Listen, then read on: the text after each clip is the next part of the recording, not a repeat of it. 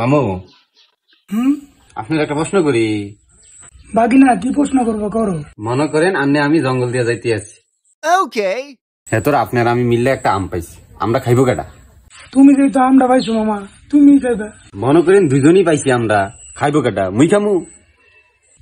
হ বুঝছেন কিন্তু মামা, মনে করেন একটু সামনে গিয়ে 100 টাকা পাইছি, 100 টাকা নিবো কেটা?